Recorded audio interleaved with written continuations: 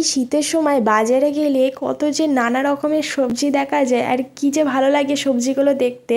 তবে সবথেকে যেটা আমার চোখে বেশি পড়ে সেটা হচ্ছে এই মেথি শাক। গরম ভাতের সাথে এই শাক ভাজা কি যে ভালো লাগে খেতে।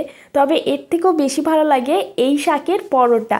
হ্যাঁ, যারা খেয়েছো তারাই অবশ্যই জানো এই শাকের পরোটা কতটা স্বাদ হয়, কিন্তু অনেকেই আবার জানো না এই শাক দিয়ে পরোটাও করা যায়। তো আজকে আমি সেটাই তোমাদের সামনে নিয়ে চলে এসেছি। এই শাকের আজকে তোমাদের পরোটা তৈরি করে দেখাবো। আমি পরোটা তৈরি করার জন্য যেটা প্রথমে একদম ধ্যান দিয়ে করতে হবে সেটাই কিন্তু আমি করছি। প্রথমে পাতাগুলোকে আমি খুব ভালোভাবে দেখো বেছে নিচ্ছি, দেখছি যে চারোপাশে যে কোনো পোকাতে কেটেছি কিনা। পোকাতে কাটলে সেই পাতাটাকে আমি আর নিইনি।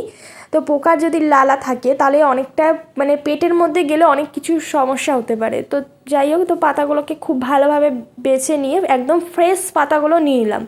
এবার একটা ছুরির সাহায্যে আমি পাতাগুলোকে একদম কুচি কুচি করে নিচ্ছি। আর হ্যাঁ, এটা তো না বললে চলবেই না, যারা যারা আমার পেজটাকে এখনও পর্যন্ত ফলো করে উঠতে পারোনি তারা আমার পেজটাকে ফলো করে দাও, কারণ আমার পেজে কিন্তু অনেক ইউনিক রেসিপি আসে। যারা আমাকে ফলো করেছে কিংবা আমার রেসিপি প্রতিনিয়ত দেখো তাদেরকে জানাই অনেক অনেক ধন্যবাদ। তবে তোমাদের যদি এই রেসিপিটা ভালো লেগে থাকে তাহলে অবশ্যই বাড়িতে ট্রাই করে দেখো, আশা করছি তোমাদেরও খুব ভালো লাগবে। পরোটাটা আমি আটা ময়দা দুটো দিয়েই তৈরি করব, তাই জন্য 1 কাপ আটা আর 1 কাপের মতন ময়দা নিয়েছি। এরপর দিচ্ছি পেঁয়াজ কুচি আর লঙ্কা কুচি।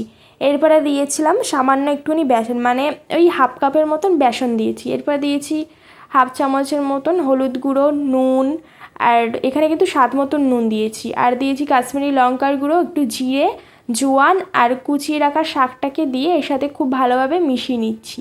তো মেশানো হয়ে যাওয়ার পরে এর মধ্যে একটুখানি জল দিয়ে একটা ডো তৈরি করে নেবো। ডোটা বেশি একটা নরম করবে না, কারণ বেশি নরম করলে পরোটাগুলো শক্ত হয়ে যাবে। এখানে কিন্তু একটুখানি সামান্য ধনের গুঁড়ো দেওয়া যায়, আমি দিইনি, তোমরা চাইলে দিতে পারো। ডোটা তৈরি হয়ে গেলে আবারও উপর থেকে একটুখানি রিফাইন্ড অয়েল দিয়ে ভালোভাবে মেখে নিচ্ছি।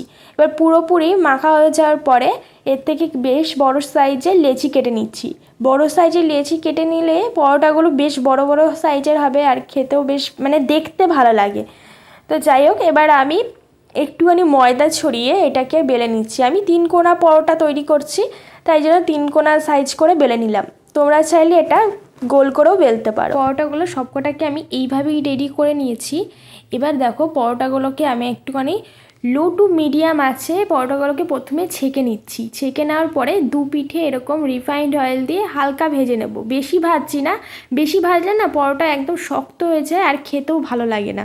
তো যাই হোক, দেখো ভেজে নেওয়ার পরে একদমই কিন্তু রেডি। এদিকে আমি টমেটো কেচাপের সাথে পরিবেশন করে নিচ্ছি, দারুণ লেগেছে খেতে। তো তোমাদের কেমন লাগলো জানিও। টাটা।